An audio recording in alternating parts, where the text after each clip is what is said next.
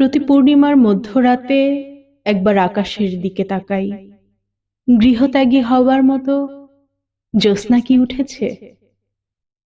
বালিকা ভোলানো জ্যোৎস্না নয়, যে জ্যোৎস্নায় বালিকারা ছাদের রেলিং ধরে ছুটোছুটি করতে করতে বলবে, ও মাগো কি সুন্দর চাঁদ।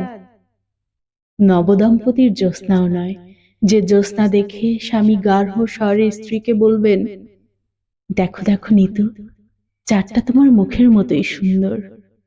কাজলা দিদির স্যাঁতস্যাঁতে জ্যোৎস্না নয়, যে জ্যোৎস্না বাসি স্মৃতিপূর্ণ ডাস্টবিন উল্টে দেয় আকাশে।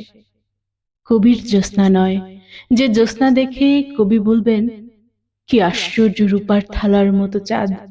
আমি সিদ্ধার্থের মতো গৃহত্যাগী জ্যোৎস্না দেখার জন্য বসে আছি, যে জ্যোৎস্না দেখা মাত্র গৃহের সমস্ত দরজা খুলে যাবে, ঘরের ভিতর ঢুকে পড়বে বিস্তৃত প্রান্তর। প্রান্তরে হাঁটবো হাঁটবো হাঁটবো, পূর্ণিমার চাঁদ স্থির হয়ে থাকবে মধ্য আকাশে, চারদিক থেকে বিবিধ কণ্ঠ ডাকবে, আয় আয় আয়। প্রতি পূর্ণিমার মধ্যরাতে একবার আকাশের দিকে তাকাই। গৃহত্যাগী হবার মতো জ্যোৎস্না কি উঠেছে?